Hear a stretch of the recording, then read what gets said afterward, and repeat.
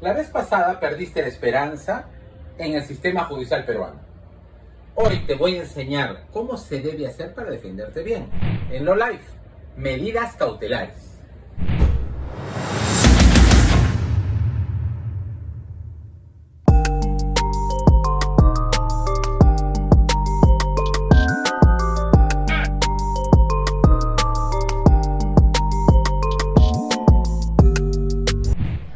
Esta es una señora, este es un señor, este es un niño.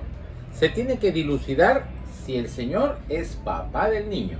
Mientras que eso se resuelve en el Poder Judicial, ¿el niño qué va a comer?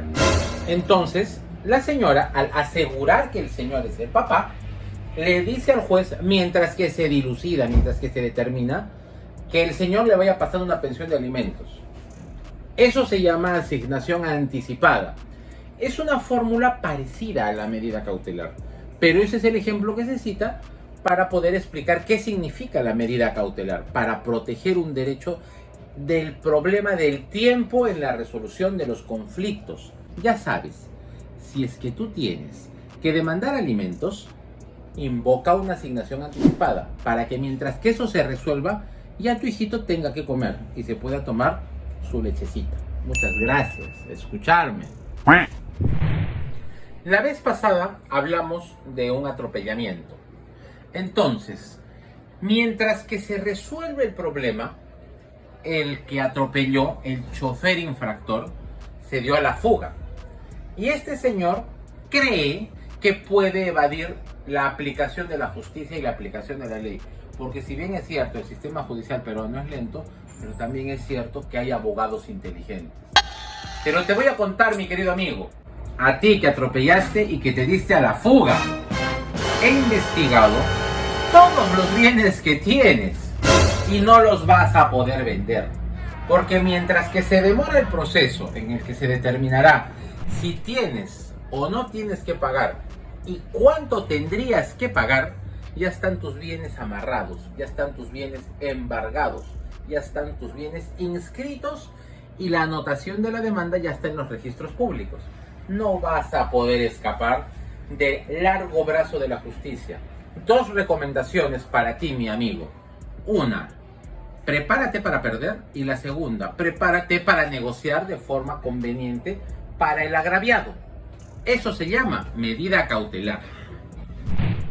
Entonces, ¿qué es una medida cautelar?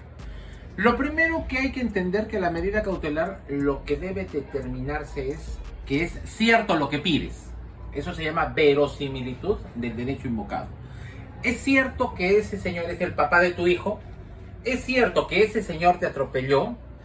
¿Es cierto que como consecuencia del atropello dejaste de trabajar? ¿Es cierto que como consecuencia del atropello estás traumatizado? ¿Es cierto que tuviste golpes después del atropello? Eso se va a determinar al finalizar del proceso. Pero mientras que se determina, ya tenemos que asegurarnos para que podamos entender que nos tienen que pagar, nos tienen que indemnizar. Al niño le tienen que dar sus alimentos.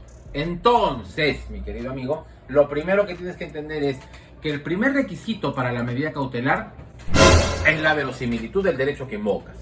Y el segundo requisito, dentro de los otros que existen, es que haya peligro en la demora. Mientras que se determina si el señor es el papá del niño, se demorará mucho el proceso y en ese sentido el niño tiene que comer.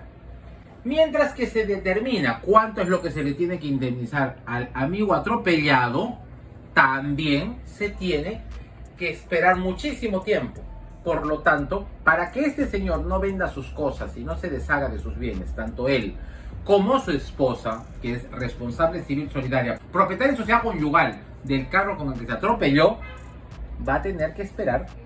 Mientras tanto, le suelten los bienes para poder negociar, porque ya los bienes están bien amarraditos con mi medida cautelar. Colofón, número 1, verosimilitud del derecho invocado, y número 2, peligro en la demora. Hablando como romanos, periculum in mora, medida cautelar.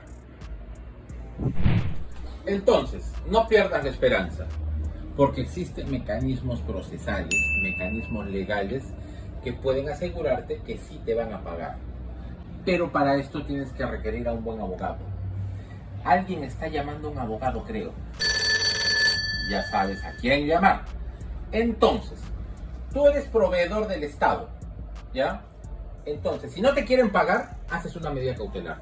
Tú estás pidiendo una licencia de funcionamiento, pero mientras que determinan si tú puedes o no puedes, puedes plantear una medida cautelar.